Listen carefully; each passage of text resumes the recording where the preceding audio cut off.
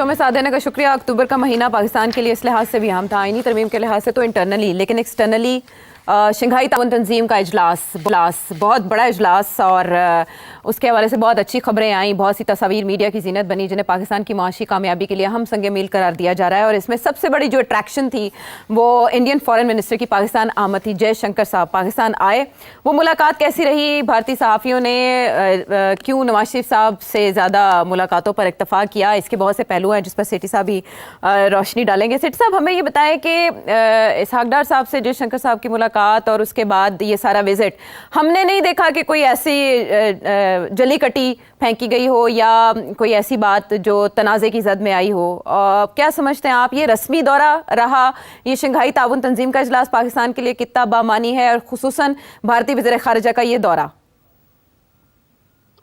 मैं समझता हूँ बड़ा कामयाब रहा है ये जो कॉन्फ्रेंस रही है। एक तो ये कि सब बिग शॉट्स आ गए, सब खुश नजर आ रहे थे। एक प्लेटफॉर्म के ऊपर उन्होंने अपने ख्यालों का इजहार किया, स्पेशली रिगार्डिंग मिडल ईस्ट। इत्तेफाक कह रही थी, बहुत अच्छी चीज़ है। दूसरी चीज़ ये कि पाकिस्तान ने ये डेमोन्स्ट्रेट किया कि हम भी इतनी बड़ी कॉन्फ्रेंस जो है बड़ी इफेक्टिवली और इफिशिएंटली ऑर्गेनाइज कर सकते हैं। मैं देख रहा हूँ कि बहुत मिनिस्ट्री ऑफ इंफॉर्मेशन ने और तारड़ ने और उनके साथियों ने मिलकर काफ़ी मेहनत की और इसको बड़ी टॉप लेवल फैसिलिटीज प्रोवाइड की सबको। तो लेट्स एडमिट ऑल दैट। तीसरी चीज ये कि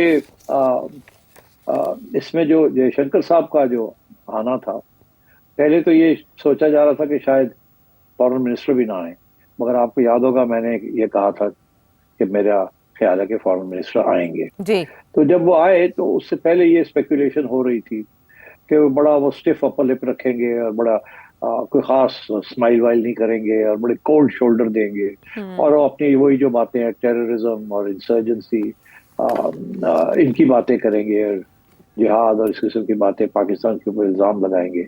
हालांकि ये फोरम बायलैटरल इश्यूज के लिए नहीं है, this is a regional forum, इसके अंदर बायलैटरल प्रॉब्लम्स नहीं डिस्कस होते। मगर ख्याल ये था कि बाय साइडलाइंस के ऊपर अगर कोई इंटरव्यूज होते हैं तो उसके अंदर शायद कोई बातचीत हो जाए। आपको याद होगा जब बिलावल भुट्टो साहब दिल्ली गए थे फॉर द लास्ट, और गोवा गए थे मेरा ख्याल है, जब जहां भी ये हुई थी, जब ये इंडिया गए थे तो फॉर द एससीओ, तो वहाँ साइडलाइंस के ऊपर कुछ बयानबाजी हुई थी, मगर बिलावल भुट्टो साहब ने बड़ा काम और कलेक्टेड स्टांस लिया था। मगर दूसरी तरफ से थोड़ी बहुत जैसे कहते हैं ना पिन प्रिकिंग हुई थी। इंडियन मीडिया तो खैर खसूसी तौर पे करता ही है हमेशा, to be more loyal than the king. मगर इस दफा ऐसा बिल्कुल नहीं हुआ।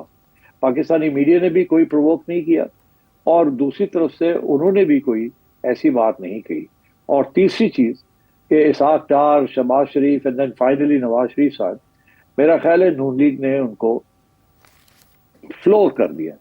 This is my assessment. उसकी वजह भी एक बड़ी क्लियर है कि बीजेपी को इस बात का पता है कि पाकिस्तान की तो अप एंड डाउन रहती है रिगार्डिंग इंडिया, मगर Noon league in the leadership of Nawaz Sharif हमेशा वो अमन की बात करते हैं और नॉर्मलाइजेशन की बात करते हैं। इसके बावजूद कि 2019 में इंडिया ने जो हरकत की थी कश्मीर के बारे में, उसके बावजूद एक हमारी तरफ से एक तरफ अपना मौकफ बरकरार रखा, दूसरी तरफ थोड़ी बहुत नॉर्मलाइजेशन की तरफ भी पेशकदमी की कोशिश की गई। आपको याद होगा जनरल बाजवा के जमाने में ये कहा गया था कि अब जियो इकोनॉमिक्स होगी, जियो पॉलिटिक्स या जियो स्ट्रेटजी नहीं होगी, या जियो सिक्योरिटी नहीं होगी। तो उसका इशारा यही था कि अब इंडिया के साथ तजारत का थोड़ी सी धक्का लगाइए जरा की। तो आपको याद होगा कि इमरान खान साहब ने भी फिर फैसला किया कि हाँ व्हाई नॉट। तो थोड़ा बहुत हमाद अजहर साहब मेरा ख्याल है उस वक्त मिनिस्टर थे, और उनकी तरफ से बयान भी आ गया कि अब हमने ओके कर दिया है, हम थोड़ी बहुत लिमिटेड तजारत विद इंडिया को इजाजत दे रहे हैं इन सम कमोडिटीज।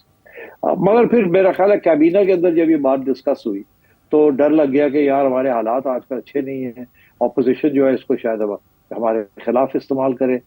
हम तो कह के थक गए हैं कि नवाज शरीफ जो मोदी का यार है वो गद्दार है, आज ये हमारे ऊपर ना इल्जाम लग जाए कि जी आपने शुरू कर दिया है, फिर एंड सो ऑन, और वो 2019 को भूल गए आप, तो ये फिर पीछे हट गए थे। मगर ख्वाहिश थी, इसहाक डार साहब ने एक दफा लंदन में और एक दफा पाकिस्तान में ये बात कही कि हम सोच रहे हैं कि तजारत को रिस्टोर करें।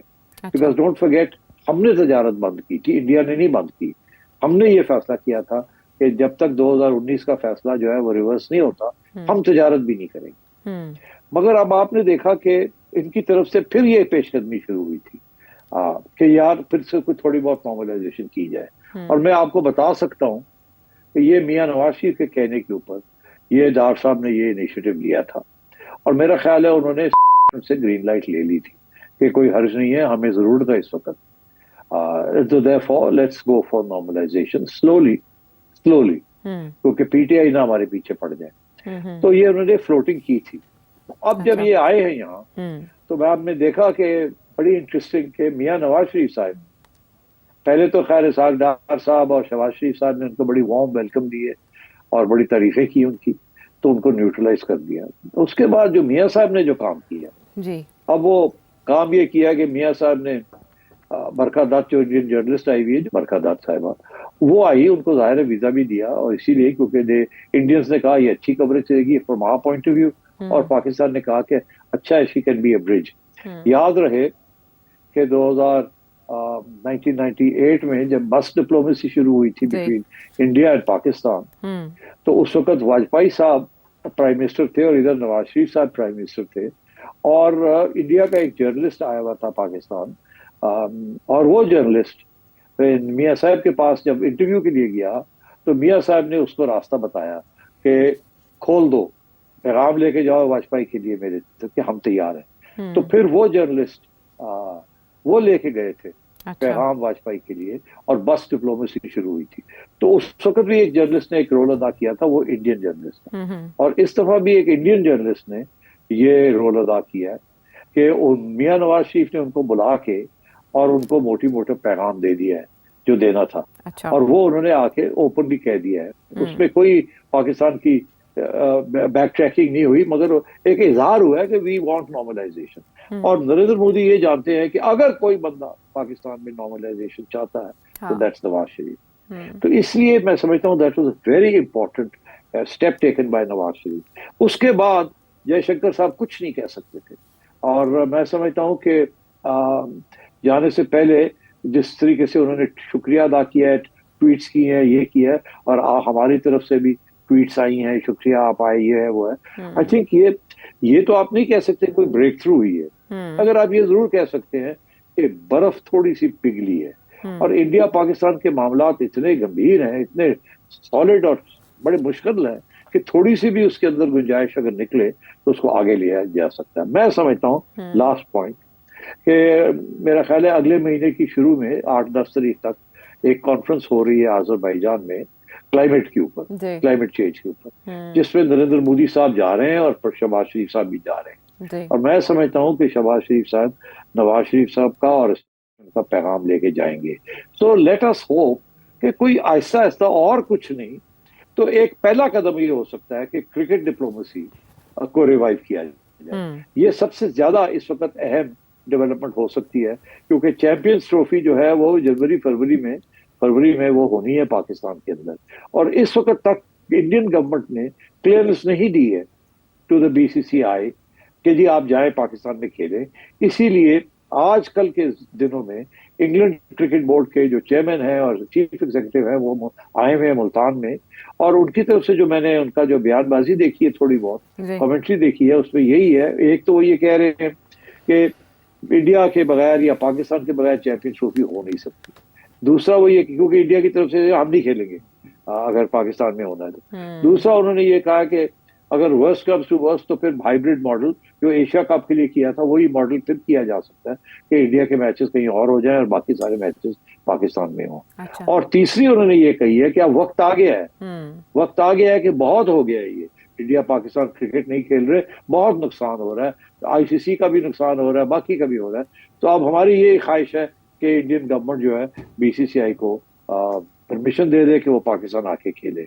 और एक तरफ ये, और दूसरी तरफ एक और बयान आया है बड़ा इंपॉर्टेंट, वो ये कि ये वक्त आ गया जय शाह साहब के लिए जो कि हेड ऑफ बीसीसीआई हैं और अब आईसीसी के भी हेड बनने जा रहे हैं, कि ये वक्त आ गया जय शाह को कि वो अपनी असलियत दिखाएं और ये एक बहुत बड़ी ब्रेक थ्रू है, इसको आगे कामयाब करें।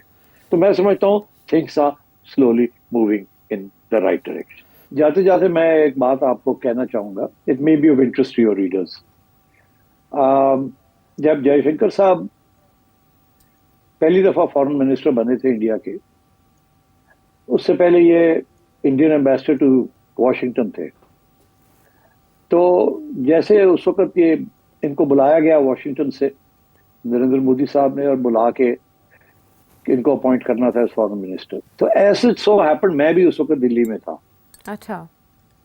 तो मेरी एक बड़ी मुख्तसर सी मुलाकात जयशंकर साहब से हो गई, जिसमें जिस रात को ये वापस अमेरिका जा रहे थे नरेंद्र मोदी साहब से मिलने के बाद, अच्छा।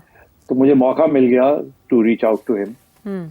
और मेरा ख्याल है उन्होंने भी सोचा कि शायद it will be interesting to hear what I have to say. तो आधा पौना घंटे की मेरी एक जर्नलिस्ट के यहाँ इनसे मुलाकात भी हो गई। अच्छा। तो मुख्तसर मैं ये कहूंगा कि उससे मैंने ये इशू खड़ा किया था क्रिकेट का इनसे, क्योंकि उस वक्त मैं पीसीबी का चेयरमैन था।